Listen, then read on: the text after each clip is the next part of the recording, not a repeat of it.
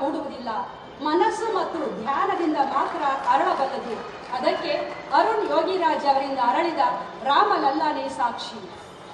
ಕಲೆ ಸಿದ್ಧಿಸುವುದು ಶ್ರದ್ಧೆ, ಭಕ್ತಿ ಮತ್ತು ಧ್ಯಾನದಿಂದ.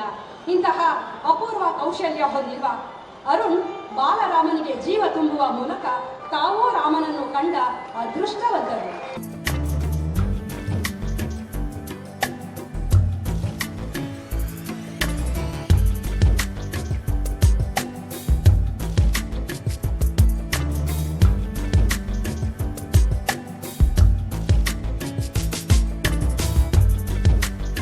ಬಾಲರಾಮನ ಕೆತ್ತನೆಯ ಮೂಲಕ ಕನ್ನಡಿಗರ ಹೆಮ್ಮೆ ಎನಿಸಿರುವಂತಹ ಶ್ರೀ ಅರುಣ್ ಯೋಗಿರಾಜ್ ಅವರು ಈಗ ಆಶೀರ್ವಾದದ ಶ್ರೀರೇಕ್ಷೆಯಲ್ಲಿ ಮಿಂದೇಳುತ್ತಿದ್ದಾರೆ.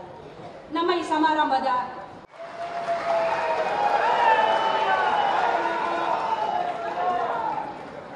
ಕಲೆ ಕೇವಲ ಕೈಗಳಿಂದ ಮೂಡುವುದಿಲ್ಲ, ಮನಸ್ಸು ಮತ್ತು ಧ್ಯಾನದಿಂದ ಮಾತ್ರ ಅರಳಬಲ್ಲದು.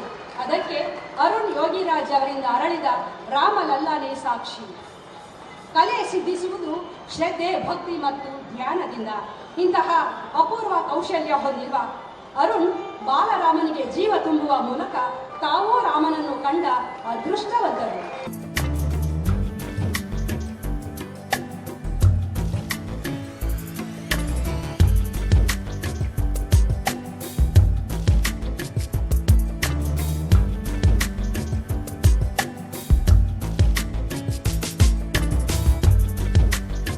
ಬಾಲರಾಮನ ಕೆತ್ತನೆಯ ಮೂಲಕ ಕನ್ನಡಿಗರ ಹೆಮ್ಮೆ ಎನಿಸಿರುವಂತಹ ಶ್ರೀ ಅರುಣ್ ಯೋಗಿರಾಜ್ ಅವರು ಈಗ ಆಶೀರ್ವಾದದ ಶ್ರೀರೇಕ್ಷೆಯಲ್ಲಿ ಮಿಂದೇಳುತ್ತಿದ್ದಾರೆ.